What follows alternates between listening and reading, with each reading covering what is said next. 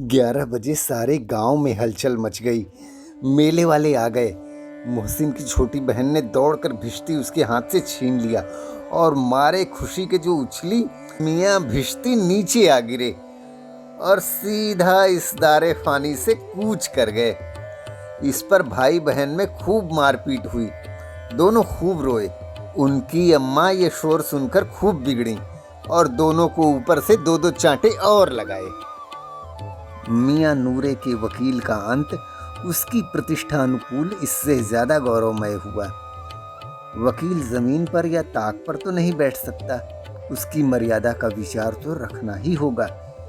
दीवार में 2 खूंटियां गाड़ी गईं, उन पर लकड़ी का एक पटरा रखा गया। पटरे पर कागज का कालीन बिछाया गया। वकील साहब राजा भोज की तरह सिंहासन पर विराजे। नूरे ने उन्हें पंखा झलना शुरू कर दिया। अदालतों में खस की टट्टियां और बिजली के पंखे रहते हैं, क्या यहाँ मामूली पंखा भी न हो? कानून की गर्मी दिमाग पर चढ़ जाएगी कि नहीं? बांस का पंखा आया और नूरे हवा करने लगा। मालूम नहीं पंखे की हवा से या पंखे की चोट से वकील साहब इंतकाल फरमा गए और उनका माटी का चोला माटी में मिल गया। बड़े जोर शोर से मातम हुआ। वकील साहब की अस्थियां घूरे पर डाल दी गईं। अब रहा महमूद का सिपाही। उसे चटपट गांव का पहरा देने का चार्ज मिल गया। लेकिन पुलिस का सिपाही कोई साधारण व्यक्ति तो नहीं था ना, जो अपने पैरों पर चले। वो पालकी पर चलेगा। एक टोकरी आई, उसमें कुछ लाल रंग बिरंगे फटे पुराने चीथड़े बिछाए गए, जिसमें सिपाही साहब आराम से लेटे। नूरे ने ये टोकरी उठाई और अपने द्वार का चक्कर लगाने लगा। उसके दोनों छोटे भाई सिपाही की तरफ से, छोने वाले जागते लहो, छोने वाले जागते लहो, पुकारते चलते हैं। मगर रात तो अंधेरी ही होनी चाहिए। महमूद को ठोकर लग जाती है। टोकरी उसके हाथ से छूटकर गिर पड़ती है और मियाँ सिपाही अपनी बंदूक लिए जमीन पर आते ही तैमूर लंग बन गए। महमूद को आज ही पता चला कि वो एक अच्छा डॉक्टर भी है। सिपाही की टूटी टांग को जोड़ने के लिए गूलर का दूध मंगाया गया। गूलर का दूध आते ही टांग को जोड़ा गया, लेकिन गूलर का दूध फेविकोल का मजबूत जोड़ तो नहीं था। सिपाही को ज्यों ही खड़ा किया गया, बंदूक लिए जमीन पर धराशायी हो गया। तब उसकी दूसरी टांग भी तोड़ दी गई, ताकि वो कम से कम आराम से बैठ सके।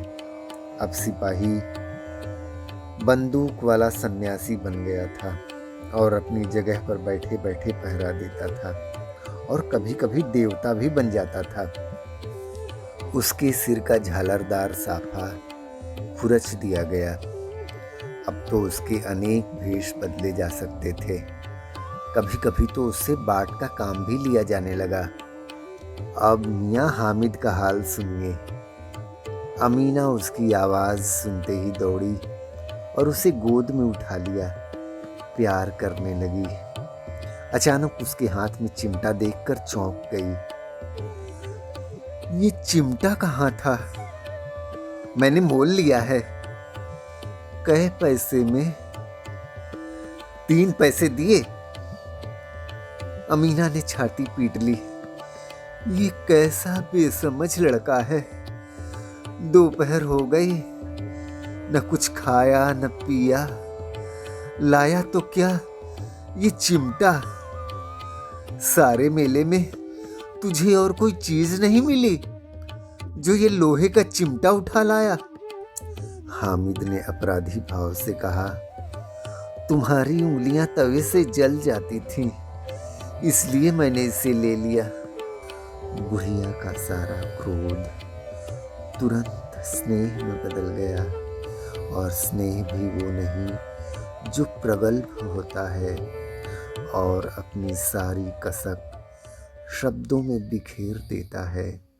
ये मूक स्नेह था, खूब ठोस, रस और स्वाद से भरा हुआ।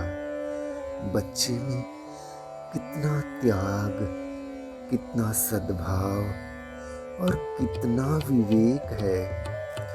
दूसरों को खिलौने लेते और मिठाई खाते देखकर उसका मन कितना ललचाया होगा। इतना जब्त इससे कैसे हुआ? वहां भी उसे अपनी बुढ़िया दादी की याद बनी रही।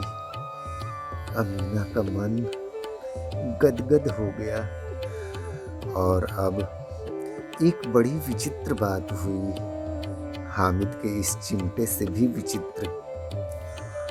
वो दामन फैलाकर हामिद को दुआएं देती जाती थी, लेकिन हामिद इसका रहस्य नहीं समझ पा रहा था।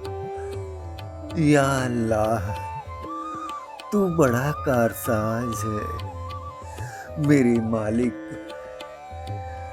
और इससे ज्यादा वो कुछ नहीं कह पाई। उसकी आंखों से आंसुओं की अविरल जलधारा बह निकली। हामिद को कसकर उसने अपनी आगोश में जकड़ लिया। मेरा बच्चा,